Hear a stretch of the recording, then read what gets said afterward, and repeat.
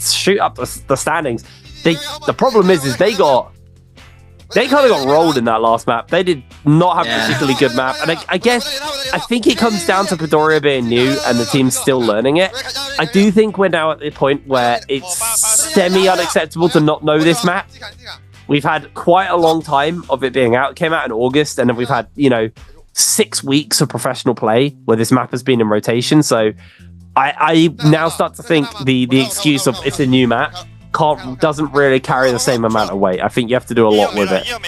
Yeah, I do think so. And like you said, they were just getting rolled pretty quickly in that game. We did see them super unfortunate in the realm of Yang there. Z-Ping went out so quickly to that Kylan ultimate there, as that we were able to just see how quickly these players are able to focus from that Kylan ult to come away with these eliminations. As you look here, we did see though, like X1 was doing a phenomenal job at stealing kills away from Wolves in this final circle area. See, they're getting pushed out of the zone. They're coming through. Immortality, the only thing that's going to save him from certain death there, bringing it back around, was able to pick up one elimination before he gets out here. And NiHQ, huge parry there to save him from almost certain death as everyone else goes out. They come away with the MVP is going to go to the Kylan. As always, the Kylan outputting so much in place, providing they don't just giga fumble it on Morris Isle. That's all they have to do. Yeah, they've got to play their Morris games really strong. So, it's going to be interesting. But, if JL are able to play it like they did this game, we're going to see some crazy stuff coming out. But if they play like game one, they are going to kind of just remain in that 4th place spot. And I'm just so impressed with BBE this game. I'm really hoping that they'll be able to make it to the bi-weekly finals, as they're a team that's got a lot of proof coming in from the SEA region into the NBPL this season. It's a new thing for them. They didn't have the greatest inaugural season into this NBPL. We've seen them in the J Cup countless times, but when they decided to let a couple of these SEA teams play in the NBPL, they weren't performing as well compared to RCN teams, and they've started to adapt. They started to climb up, and it'd be really nice to see them come away with a victory, as we are taking a look at some of the highlights from the Thanos snap there, as they were able to just get so many eliminations. Wolves and X1 did a beautiful job at making sure they had to really work for every single elimination, but Rampage coming in at the end there from VVV, just able to absolutely dominate. As always, our highlights are brought to you in part by Thunder Robot. But before, it was like, we got 6 kills, just survive as long as possible, we'll get as big a multiplier as we can. But now that's gone. The players, like you see X1 there, they were like, well, I might as well just try and fish for 3 extra points, because placement's not actually going to change much there. But if I can get a couple of extra kills, I'll score some more points for the team. So really, really nice to see.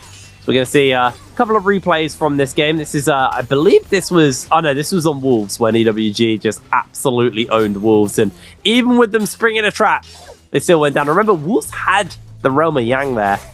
Wolves and JL really struggling in this game. VVV just able to survive a little bit, but he went for a heal while his team were on the run. And ultimately, that was not going to work out for them, because down they go. BVV slides back in, and I believe he just gets immediately one shot. Oh no, that was the other one. Don't worry. That was the next Realm of Yang. Ignore me, but Alliance getting taken out by Wolves. But I'm sad we don't get to see the Realm of Yang ambush from OUG, because that was so beautifully played. And this is why Blind Date became meta. And I'm hoping more and more teams are starting to kind of remember what makes it so strong. It's not squad wiping. It's just being a nuisance and getting those extra points.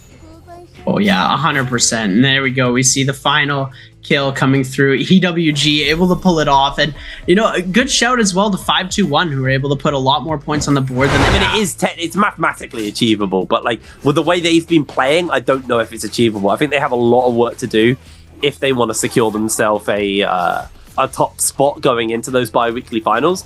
I mean, Wolves, they just want to be top 6, man. They got some serious work to do, though. Again, I think 100 points is a very good goal for like teams who want to win this bi-weekly.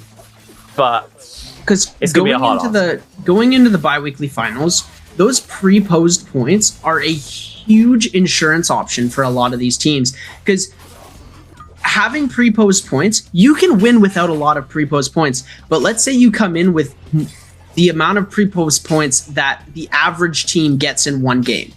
For you're an entire game ahead of these players on the race to match point, and you have an insurance option. You're able to have a bad game. Let's say a team with not that many pre-pose points, they say they get 2 pre-pose points, and a team with 18 pre-pose points. The team with 18 doesn't do well in a game, and the team with 2 does really well. They're still on the same standings going into game number 2. And look at this right here. The 1 Kylan slash, the 2nd Kylan slash, the Viper ultimate dealing damage as well. And boom, boom, boom, boom, boom, boom, boom, boom, boom. Whole lobby just wiped out in a split second. It's weird. Like, part of me loves seeing it, but I also do. JL, what's going on, guys? You guys are getting rolled. They started at 32.5. So that's... Now they're at 100, and they're 0.4 or 0.6 points away from hitting on that 3rd place, or 4th or 3rd place, I believe. So OUG has been putting in work today. Absolute insanity coming out from them. As we saw earlier from Wolves coming away with some huge eliminations in the realm of gang against 5-2-1. And as always, our highlights are brought to you by Thunder Robot. So we are going to be taking a look at some of these replays from WBG as well against BBE, as we saw them get a beautiful 3rd party onto BBE, coming away with some nice eliminations. BBE had an amazing game. They just weren't able to finish super hard in the end game. They've already put up more points than they have in that first game. That huge Viper stun that came through here as well. And this is where we see it go down. OUG with the Flamebringer was just so much damage coming through, and he's able to take out LYD, and then he's able to take out Zem as well. And then this one fight, he tries to back away. He knows the Flamebringer's coming through, tries to go for the blooms, and is unable to succeed there, as the Takeda's gonna take MVP. OUG's the king, ladies and gentlemen. One of the OG players. He's been here for a long time. We saw him in this cluster of people, but I don't think you should be scared to just take fights, because if you go out early and you've got 11 kills, that's still 11 points. Like, the odds are not many people are going to overtake your 11 points at that point. Like, but I think genuinely OUG, yeah, sure, they probably would have liked to have made it later into the game and had a shot at going higher, but ultimately they played it very well. If they would have taken that 11 kills and gotten a 1st place finish, that's the difference you have to take a look at, right? Oh, beautiful F1 from Xiaowen there. He F1's in the middle of the release to be able to take out the fist blades from his opponent there and come away with a beautiful elimination, as we are taking a look and seeing the last kill on the Hottie coming through with a bow shot from downtown to come away with the kill. And I love to get to see the 1st-person angles, especially with the comms. You get to see on how they were able to come away with the elimination. This is actually a pretty calm comms, as no pun intended there, but usually we're seeing the communication between these teams. They're yelling as loud as possible, and this seems just chilling. They're like, yeah, you know, he's over there. We're gonna kill him. He's dead. You know, good job, guys. There, nobody's screaming, nobody's jumping for joy. Everybody's saying, yeah, you know, I think it's quite good though, right? Oh yeah, because it's kind of like cool and collected. You have a bunch of energy that you carry forward. There could be a game 100%. Where by game 5, Wolves could be 4 points off that 70-point mark, and if they were. And like, if you hit 70 points and then win, that's not how it works. You have to hit the threshold, and then the game after you've hit the threshold is when you qualify to actually get an MVP and win. So that could slow you down on a potential win. That could deny you the win.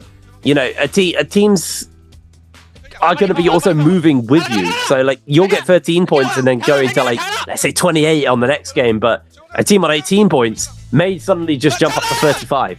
Like, the fresh points and the points ahead of you will be moving up with you against you as well. So Wolves have got a lot of work to do. I don't think it's impossible. I think they've been consistently good in bi-weekly finals. They've been good at showing us that they're not like affected by the kind of like mental of it all. They have a lot of work to do. JL though, looking at their POV, them closing this one out. Really, this is the more ASE would chill. JL absolutely mad. It's just mad comms coming in. Wow. They were. Oh, my ears hurt. That scream at the end caught me off guard a little bit there. Yeah. Yeah.